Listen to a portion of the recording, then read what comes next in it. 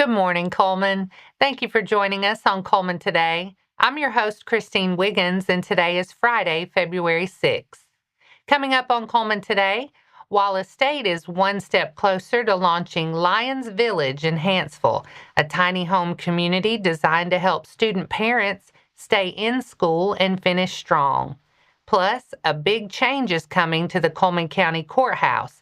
A familiar local judge is moving up to the circuit bench. And Cullman City Schools is celebrating Career and Technical Education Month, highlighting hands-on programs that help students explore careers and build real-world skills. All this plus sports, weather, and more. Now let's take a closer look at the top stories happening in Cullman today. Wallace State Community College is moving closer to a major new support option for student families on its Hanceville campus, one designed to help more students stay enrolled, finish their programs, and move into the workforce. Congressman Robert Aderholt announced he has secured $2.5 million in federal funding for Wallace State's Lions Village project as part of the fiscal year 2026 appropriation bills passed by the U.S. House of Representatives. That package now heads to the U.S. Senate for consideration before it can be finalized. Lions Village follows a micro-housing model, creating permanent, family-focused housing tied directly to campus support services. Plans call for construction of 10 fully equipped micro-dwellings intended for student families, along with an on-campus childcare facility. The village would also include a designated tornado shelter and access to student support services all in one location. Wallace State President Dr. Vicki Karlowicz has emphasized that affordable housing and accessible childcare are two of the biggest barriers facing student parents, and that removing those obstacles can be transformative for students trying to balance classes, work, and family responsibilities. College leaders say the goal is to create a stable, supportive environment that improves retention and completion rates, strengthens family stability, and better prepares students for workforce participation. The project also targets a broader need in the community. A 2024 Child Care in Alabama report shows Cullman County has a 48.7% child care capacity gap for children under age 6, a deficit of about 1,630 child care slots. If funded through final approval, the project will involve multiple community partners supporting resident services, child care coordination, and housing resources.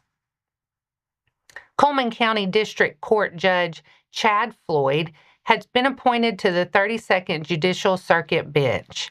Alabama Governor Ivey appointed Floyd to fill the vacancy left by Judge Greg Nicholas, who retired January 26. Floyd's appointment took effect yesterday. Floyd has served as Cullman County District Judge since March 2020.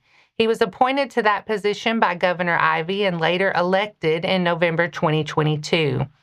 Before becoming a judge, Floyd served as the Cullman County Attorney for the Cullman County Commission for 5 years. Prior to that, he spent 11 years in private practice, focusing on criminal, civil, and juvenile litigation.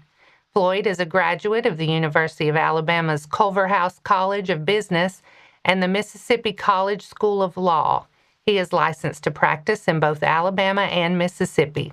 Floyd and his wife, Amanda Rogers Floyd, have been married for 25 years and have 3 children. Judge Nicholas served the people of Cullman County since 2006, and Floyd now steps in the circuit court role following Nicholas's retirement. February is Career and Technical Education Month, and Cullman City Schools says it's marking the month by spotlighting the growth and impact of its CTE programs, designed to prepare students for college, careers, and life. The system says it has made major investments over the past 5 years, including expanded programs, additional staffing, and the start of construction on a $13.5 million CTE and STEM wing at Cullman High School. District leaders say those upgrades have helped strengthen CTE offerings at both Cullman Middle School and Cullman High. Students can earn industry-recognized credentials and build real-world skills in high-demand areas, including animal science, engineering, cybersecurity, computer science, marketing, teaching and training, food, wellness and dietetics, and health science. Cullman City Schools also partners with Cullman County Schools to send students to the Cullman Area Technology Academy, or CATA, for specialized programs not offered on the Cullman High campus.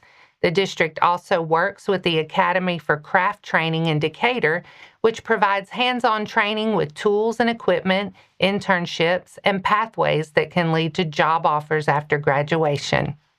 And that's all for our top stories this morning. Coming up, Bassmaster Elite hits Lake Martin next week, and it could come down to just 1 or 2 big largemouth bites a day. Sports is next.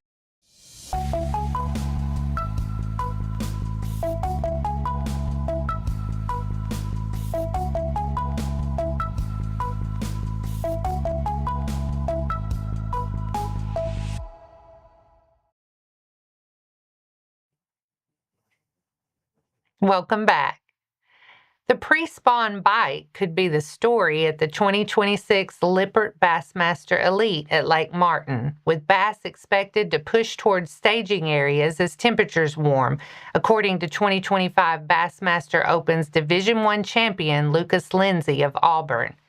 Lindsay says clear water will make a couple of quality largemouth bites the key to separating from the pack. Catching a 4-pounder each day of the tournament will be paramount, he said, adding that 12 to 13 pounds a day could be an important benchmark. Lake Martin, an impoundment on the Tallapoosa River, covers 44,000 acres and about 750 miles of shoreline.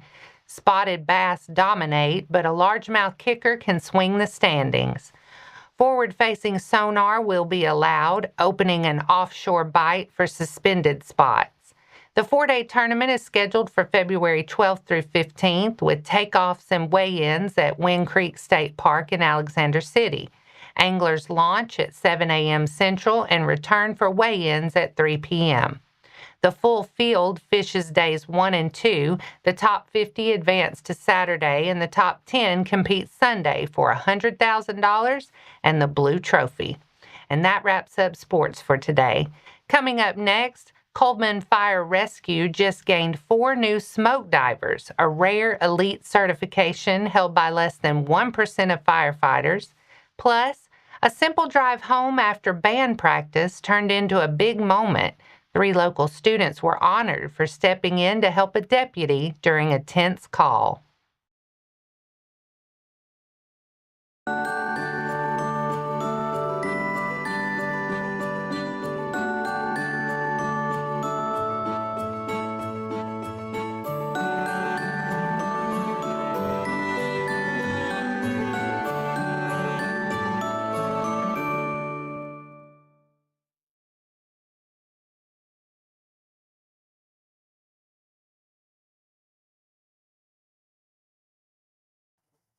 Welcome back. Now it's time to speed things up with a news rundown. 4 stories in under 4 minutes. Cullman Electric Cooperative is now accepting applications for its 2026 scholarship program, offering $1,000 awards to high school seniors in the co-op service area who are committed to making a difference in their communities. To apply, students must complete an application and submit it to Cullman Electric. Required materials include an official transcript, an activity list, an essay, and recommendation letters. Cullman Electric notes that class valedictorians and salutatorians are not eligible for this specific scholarship. The deadline to apply is Friday, February 20th.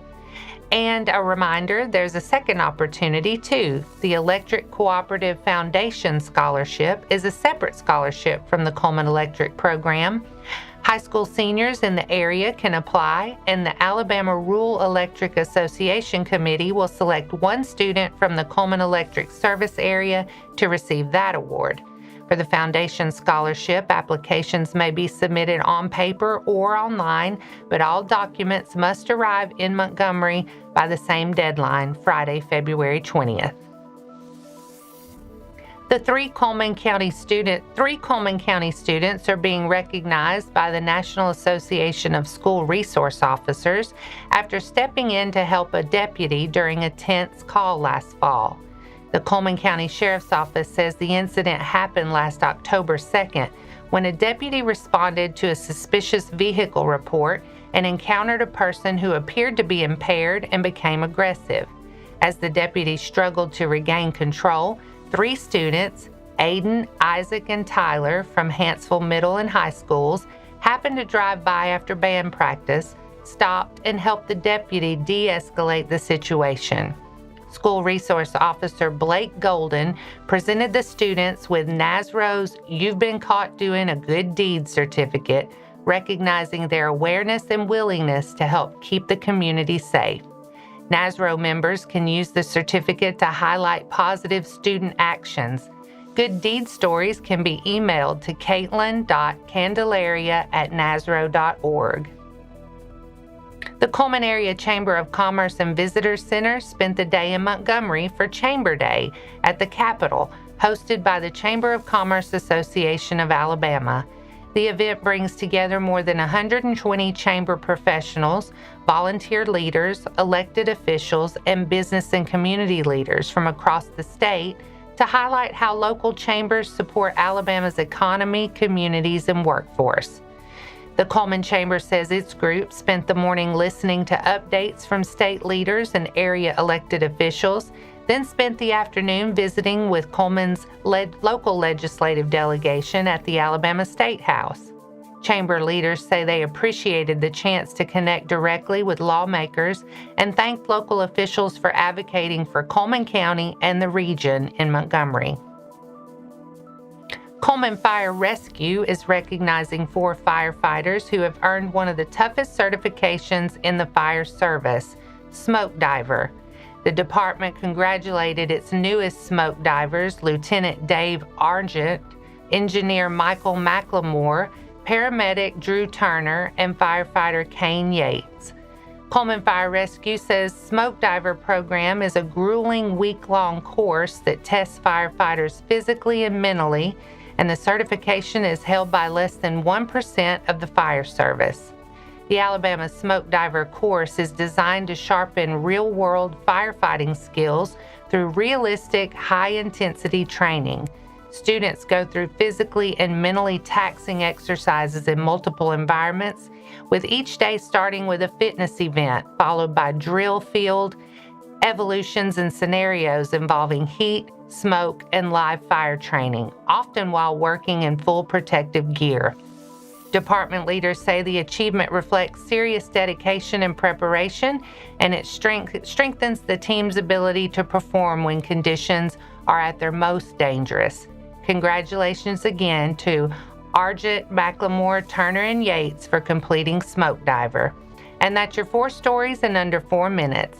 Now for a quick break before we look at the weather ahead and pay our respects with obituaries. I'll be right back after this quick message.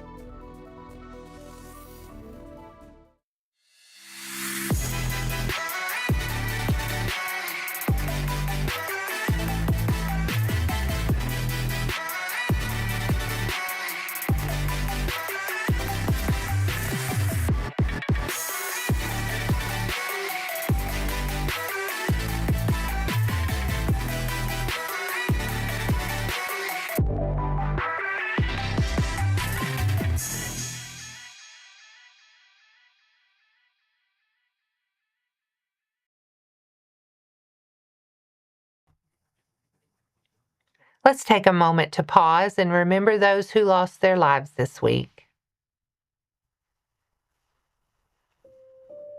Irma Sue Holland, 83 of Decatur, passed away Wednesday, February 4th. Visitation will be Saturday, February 7th from 2 to 3 p.m. at Decatur Brown Service Funeral Home Chapel, with funeral service following at 3 p.m. She will be laid to rest at Roselawn Cemetery in Decatur. Carol Denise Nixon, 67 of Vinemont, passed away Wednesday, February 4th. A celebration of life service will be Sunday, February 8th at 2 p.m. at Longview Church of God. Ricky Allen Blakely, 70 of Arab, passed away Monday, February 2nd. Visitation will be Saturday, February 7th from 1 to 2 p.m. at Moss Service Funeral Home. He will be laid to rest at Fairview Methodist Cemetery. Benjamin Burton Slayton, 86 of Cullman, passed away Wednesday, February 4th. A celebration of life will be held Saturday, February 21st at noon at the VFW building in Cullman. Carol Diane Moser, 76 of Hanceville, passed away Monday, February 2nd. A memorial service will be announced at a later date. Our thoughts and prayers go out to their friends and families. Now let's take a look at your weather forecast. Today will be sunny with a high near 60. Winds turn west later this morning at 5 to 10 miles an hour with a few gusts up to 20. Tonight we'll see more clouds move in with a low around 31. A light north wind sticks around and gusts could still top 20. Tomorrow stays sunny but cooler. Look for a high near 46 with a north breeze at 5 to 10. And tomorrow night is clear and cold down to 25 with calmer winds. Sunday brings a nice rebound, mostly sunny skies and a high around 55, and Sunday night turns partly cloudy with lows in the mid-30s. And that wraps up today's edition of Cullman Today. Thank you for sharing your morning with us, and remember to stay connected by following us on social media and visiting CullmanTribune.com for the latest from our community. We'll be back bright and early Monday morning at 6:30 a.m. But until then, I'm Christine Wiggins with Cullman Today. Have a wonderful weekend, Cullman.